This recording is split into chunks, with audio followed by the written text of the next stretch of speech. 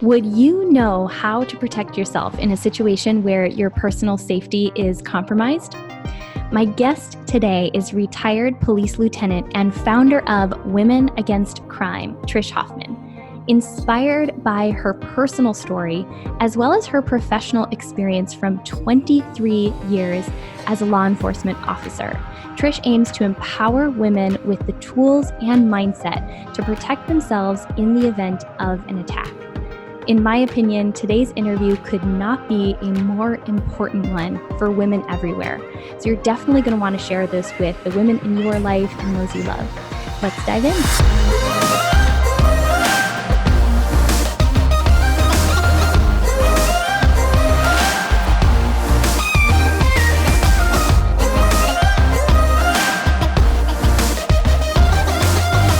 Welcome back to Powerhouse Women, the podcast.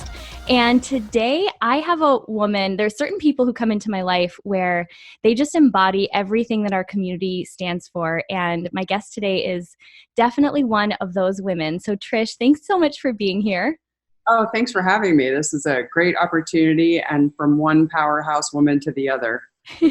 I love that. And you and I recently had a chance to connect through the very first ever Powerhouse Women on Tour event that we did in Albuquerque. And it's a great opportunity for me to just get to publicly acknowledge you, because you were one of those women who heard about what we were doing, and you were in before we even had confirmed that we were for sure doing the event. You know Arlene, who's our friend and the co-host of the event. So what was it that you heard in what she shared that just had you be like, hell yes, I'm in, I want to be a part of this?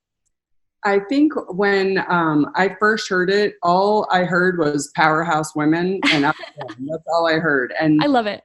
My whole brand, Women Against Crime, is empowering women everywhere. So I knew it had to be in line with something that I wanted to be a part of, and I didn't need to really know much more than just that. So I was in about a half a second.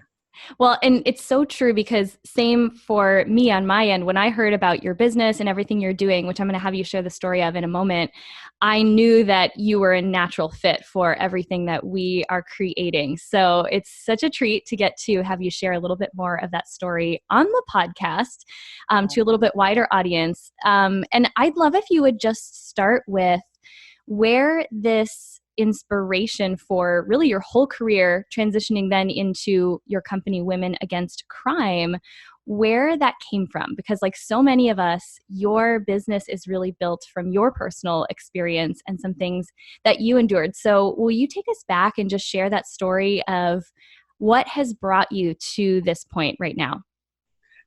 Yes.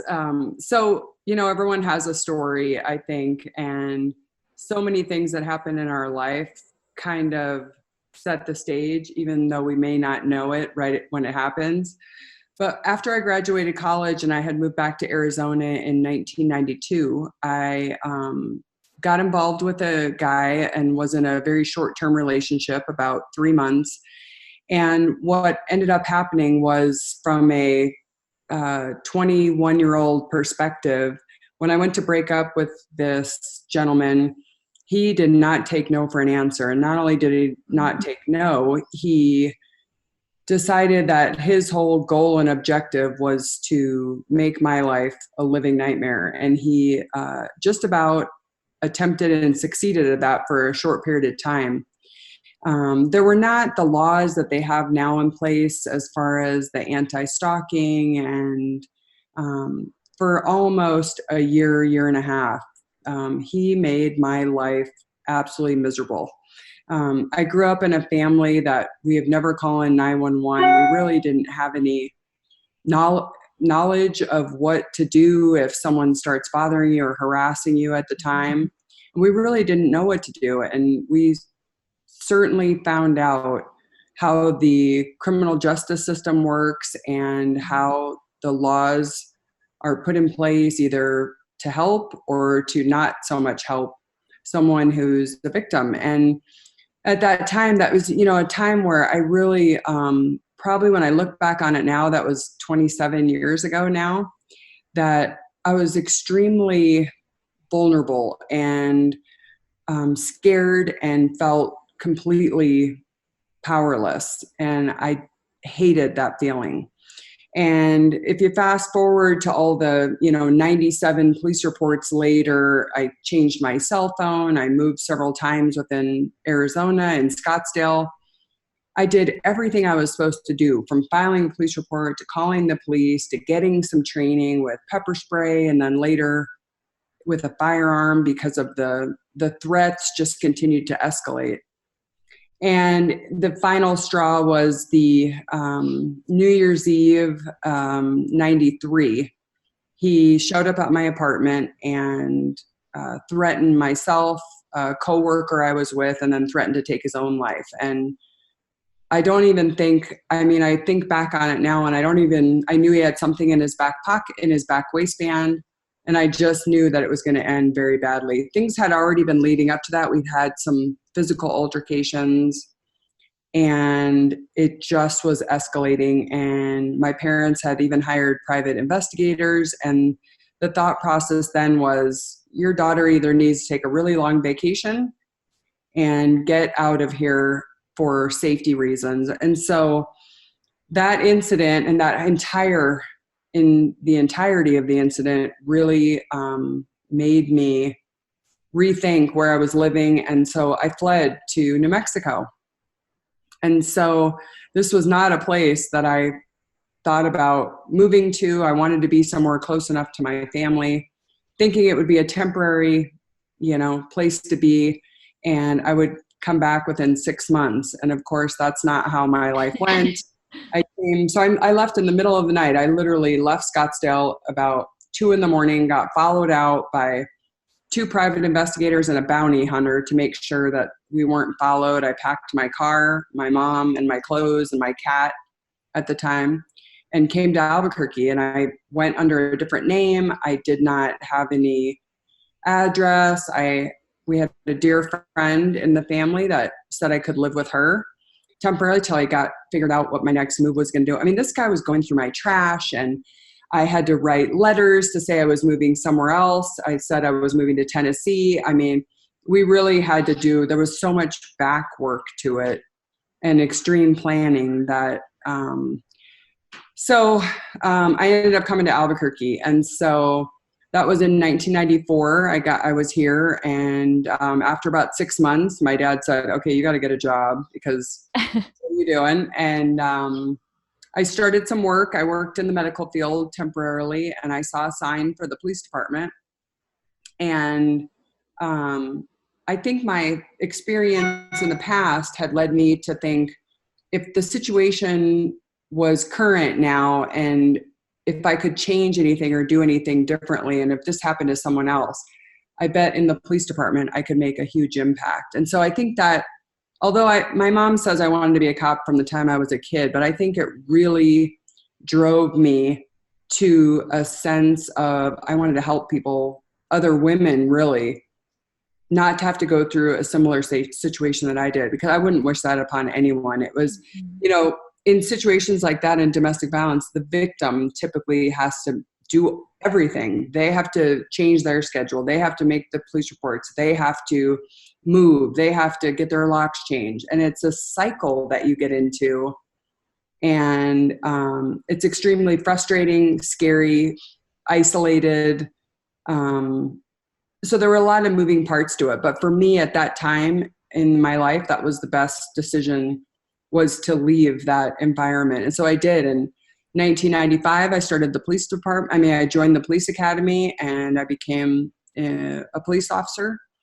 And 23 years later, I recently retired. And during my career, I started Women Against Crime because, one, I'm a woman, and I felt like not only my experience prior to law enforcement, then while I was in law enforcement, meaning talking to all the bad guys, having bad guys in the back of my car, talking to victims, talking to survivors, that I felt like I had a really good grasp by prior as a victim and survivor to being in the position of a police officer, law enforcement person that could assist in that if I could. And then after, now I've been out of law enforcement for a year and a half. I mean, once a cop, always a cop, but Right. a different position now where I can still make an impact on the community and specifically for women. Now my goal is to not only empower them, but give women the confidence for them to know that they can protect themselves.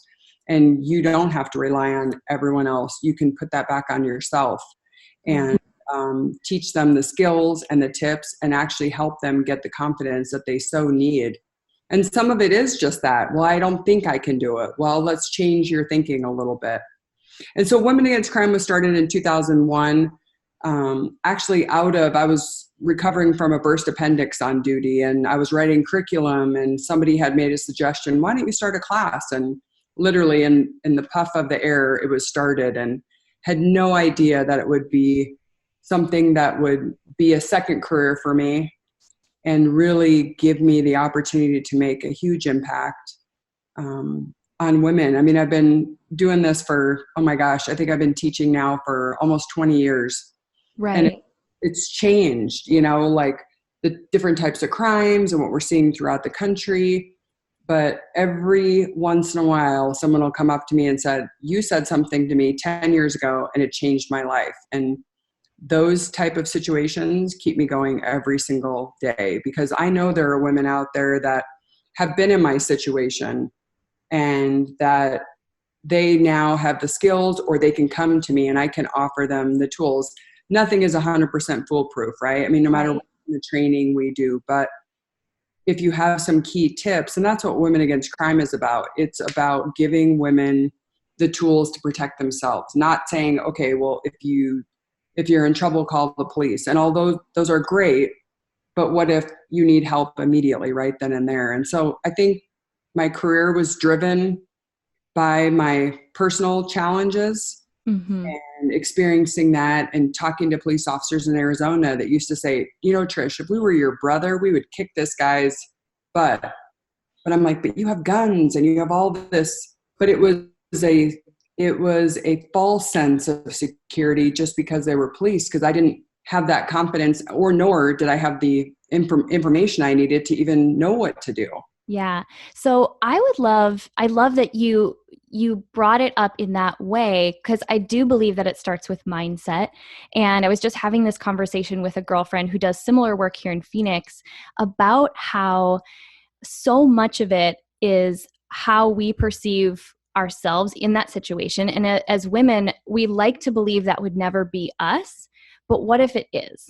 So what tips do you give women in terms of developing that confident mindset that they could protect themselves if it ever came to that? Like, what are some of the biggest things you see women need to know in terms of developing that mindset that can make all the difference in a situation?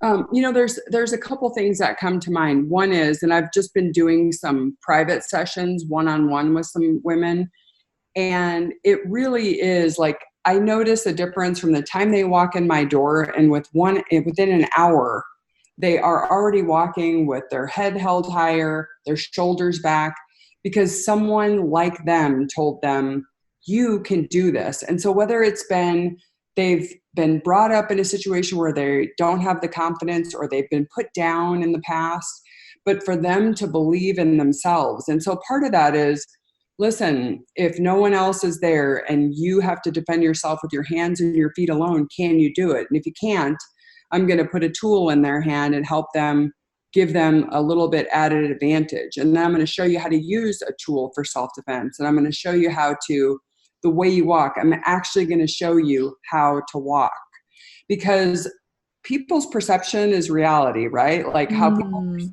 us is what they think. And so, the fake it till you make it, right? Even if we've had a bad day and you walk and have your head on a swivel and kind of look what's happening around you, being aware of your surroundings and being observant, that looks very different than head down, hands in your pocket, being distracted. You look like an easy target. We've all heard that, what a victim looks like. So we want to not be the path of least resistance, right? We don't want to be the target for someone. And so that's all about the way you exude yourself, right? It's the way we carry ourselves. It really is believing that no matter what happens to you, you're not going down without a fight. You know, Yeah. I always say my personal mindset is I'm not going down without at least 2 hits in. Recently, my new thing is, and if I am going down, if I end up going to the hospital, someone else is going with me, and they're going to look worse than I do. The Yeah. goal is to survive that. If I'm in an altercation and it's me against someone else, the will to survive. I'm gonna do it. But I believe that wholeheartedly, and that just doesn't come overnight, right? That means you got to put in the training, you have to sustain your training, and you have to walk the walk, right? So if I tell someone this is how you have to walk, this is how you have to carry your keys, I have to do that too. So I'm constantly being reminded, not only from students or from friends of mine where I'm harping on them, listen, have your hands free. So in case you're in an altercation.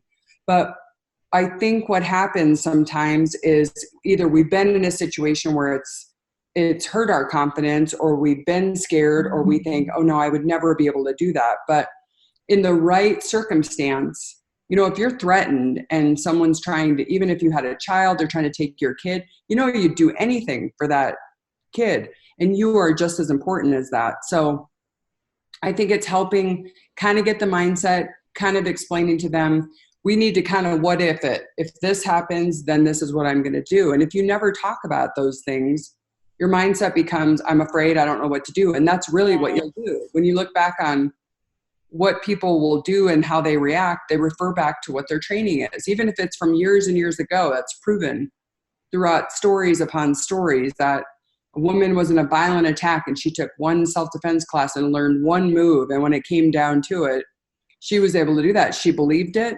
She had trained on it, and we refer back to our training. We will go back to what we know. Yeah. And if all we know is I'm scared, I can't do it, that's what you're going to do. Right. Those kind of thoughts have to be out of your mind.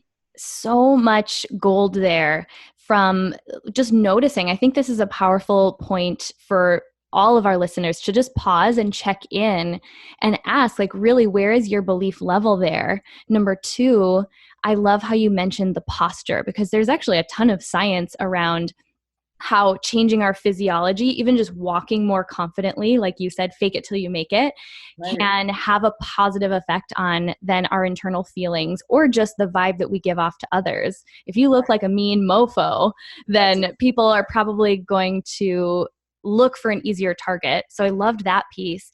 And then the part about getting the training, because if it came down to it, I know that my body would probably go into more of a fight or flight, and being armed with something that I know I could use makes all the difference, from the brain going into more of just the, what do I want to say? Like the mode of just protect and survive versus like I have a fighting chance. So you gave a couple of really great tips. You actually used my husband, Elliot, who is 6'4", big guy.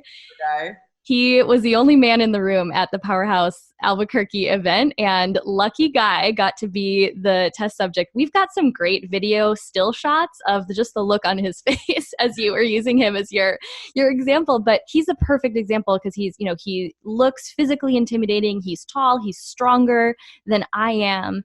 And thinking about a person, who physically could overpower you, you actually gave some tips that I was like, wow, I never thought about it in that sense. So I know you're not able to visually demonstrate, but like, what are your top 3 moves or tips that you equip women with in your classes that, even if they just keep in the back of their mind, could make all the difference until they can go and get a proper self-defense training or attend one of your events? What are like your top 3 go-tos? So a couple things. One is, and Elliot, your husband was such a great sport about it. First of all, he's much bigger than me. He outweighs me. And, we usually are afraid of someone that outs us, right? Like that's bigger than us, stronger than us, and can take us to another location possibly. And so again, it kind of goes back to that mindset. I don't care how big this guy is, how strong they are, I'm in it to protect myself. And so At the event, we were talking about an equalizer keychain, and I gave those out and talked to the gals and said, it's all about giving a distraction, because the bad person expects you to just take it and do whatever they tell you to do. And by standing up for yourself and saying, no, this is not happening, and defending yourself is first and foremost. So one of the first things I teach is basically go to the eyes. So whether it's you've got a tool in your hand, a palm heel strike to the nose area, you want to try to put their nose to the back of their head, right? Distraction. So we want to target the head area. We want to target the crotch area. On men or women, that's a target location. And so a couple of different moves is, one, you have to have a go-to position. You either have to know that you're going to do an eye jab with a tool and then a strike, or you're going to do an elbow strike and you're going to follow it up with a knee or a kick and a hammer strike. And so that thought process is you're not just going to do one and done, because what if that doesn't work? You actually have a thought in your head, eyes, face, crotch, right? Or whatever you're going to do, whatever your top 3 things are, but you're going to carry your keychain and you're going to know that your personal space is the front and the side and the rear of you. And if you don't want someone in there, you're going to tell them to stop. You're actually going to physically tell them to stop. You're going to use your voice, right? And so, again, personal safety, self-defense, it's not a martial arts. This is truly defending yourself in a situation. Do what you have to do and get to a safe place. It's not about going 10 rounds with someone. It's about doing something quickly. Believe it or not, I had a guy today, we were talking about this, 6'4", similar to your husband kind of stature. And you never think that guys, like, if you pinch them in their armpit area or in that inner part of the thigh, or really reach in, grab something at that location. And again, that is a major target area. But if we never think about that, we would think, oh my gosh, someone's grabbing me, I don't know what to do. We go into panic mode. That was the one that surprised me, was the underarm, almost, and I know you guys can't see me if you're just listening to the audio version, but yeah, like almost like right in there underneath the armpit. And if you just like pinch yourself there, you're like, okay, I'm not even squeezing hard. That hurts. I never. You really got in there and grabbed some skin, you want to try to detach it, really.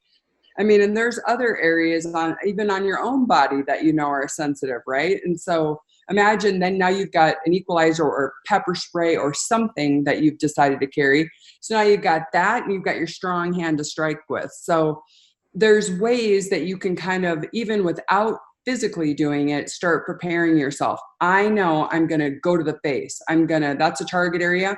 Go to the face. If they then do this and they get bent over, you're going to go to the groin area.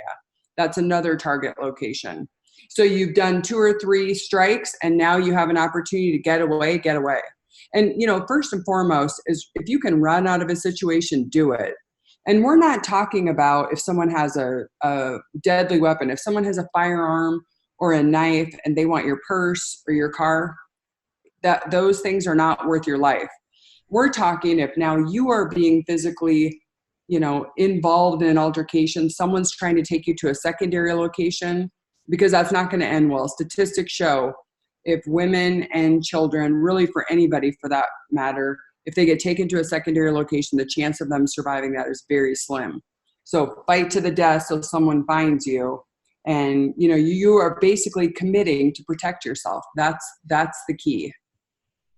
Yeah. And I love how you frame that, because you want to, and I think for myself, I don't like to go there in my mind. I don't like to think about, well, what would I do if, because then it makes me feel that same sense of fear. We all want to push it away and believe we would never need this, but actually just having a plan in your mind, like, okay, if something should occur, this is, I would strike the face first and then maybe go for the groin area, just in case that would ever be a need. That alone, when you gave your presentation at the Powerhouse Albuquerque event, I left that without even physically going through any of those moves, just feeling immediately more empowered. And I know that that is everything that you want women to walk away from your trainings with, is just walking with that sense that we could handle ourselves if we ever needed to. And I think when we define what is it to be a powerhouse woman, I think that woman does know that she could stand on her own 2 feet. Absolutely. And I kind of equate it to this. When you go to the gym, right? Everybody talks about, the way you can train your physique. It's you've got to go to the gym and you've got to eat differently, right? So it's like an 80-20 rule, but it's a mindset too. Like you have to make that decision that this is what you're going to do. And self-defense and personal safety is exactly the same. You knowing that you can protect yourself, just having that mindset without doing anything else is half the battle. Yeah. Because a lot of us think I can't do it. And if you just, like positive affirmation, I can do it and I will do it, versus I'm going to be scared. I'm going to be alone. I'm afraid to do this. It's just turning that thought process around and having the confidence that you would protect yourself.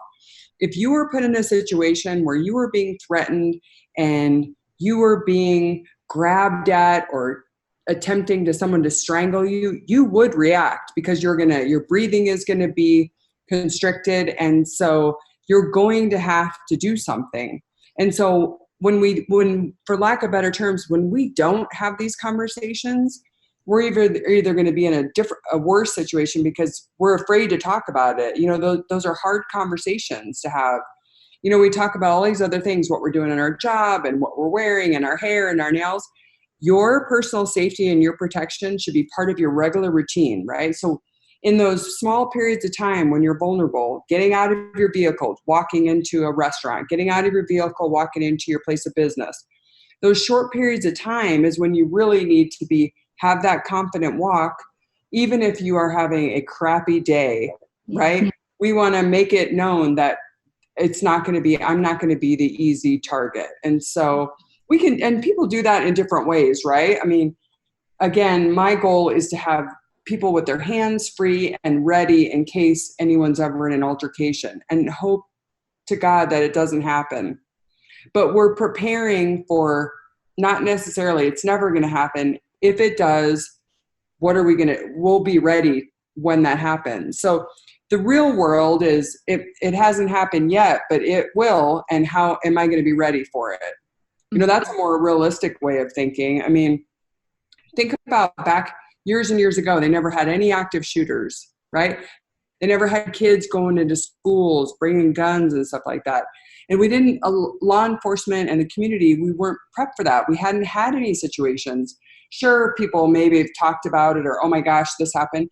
And then all of a sudden, a big Columbine happened, right? And really kind of threw people for a loop. And then they started realizing, oh my gosh, this can happen. If this didn't happen here, it's going to happen in another place. How do we prep for that? Yeah. We know eventually something is going to happen in a school somewhere.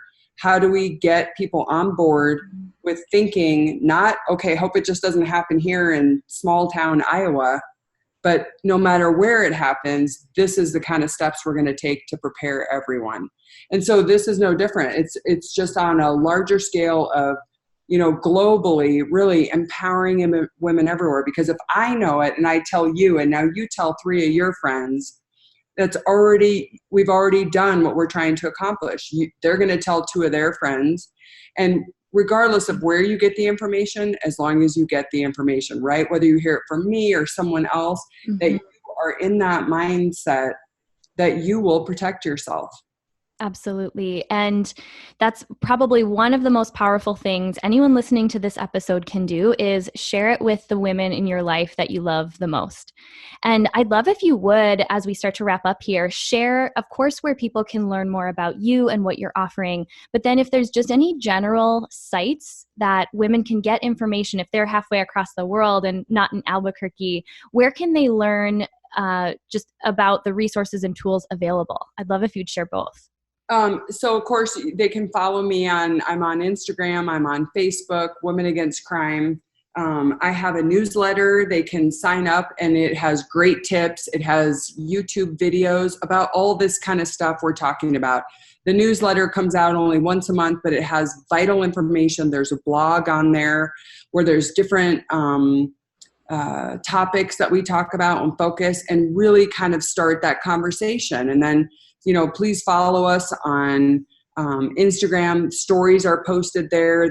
Every week something different goes out, like another tip. And that's something that you can put in your little toolbox of, hey, this is another way that it's a reminder, like Trish is in your head kind of, right, on a regular basis to think about these things and really put forth the effort to make yourself the priority. You are in charge of your personal safety.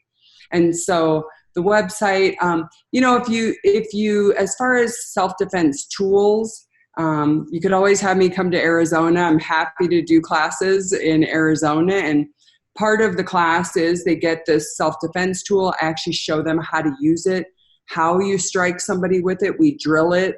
And so I'm available to travel. I mean, even though I'm based in Albuquerque, I go everywhere. So, and that can be arranged with small groups or a larger group for self-defense and the personal safety portion of it. And I think it's important, and you got to make it part of your regimen so that, again, it's never going to happen, but if and when, and you'll be ready.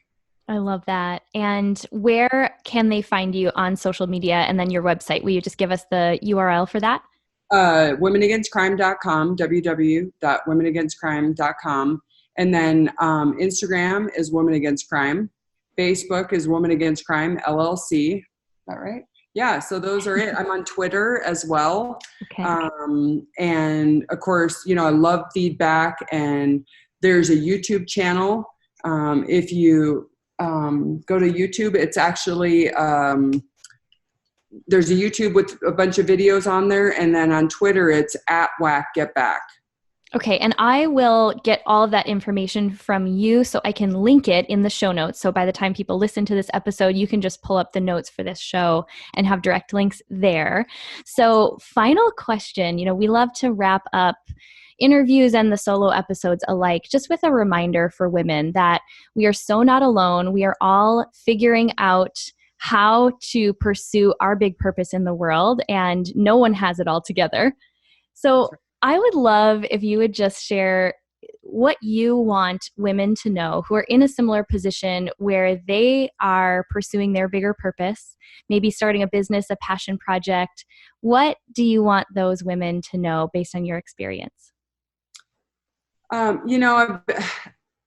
In running my own business for the last year and a half, there's a learning curve there, right? I mean, you got to, one, be patient, and two, go after it. If you want something, go after it. And what's the worst thing that can happen is that you wake up the next morning and say, okay, this didn't work, but I'm going to do this. And I think recognize and reach out to other women that are in that same situation and partner with, like how you and I have connected, or people that go to other different types of events and network. And I think those are important. Really make those kind of connections, and I think talk about it, have that conversation. And in the world of women, we don't do a very good job always of being supportive of each other. And this is the type of stuff that we can be really supportive together. Hey, let's take a friend and go take a self-defense class, or offer to put a class together with you and some of your girlfriends and their kids, or do something like that and try to get involved with something. And if you can put your mind to something, you can do anything. The world is your oyster. Oh, I could not have said it better myself. Trish, thanks so much for being here today. Thank you.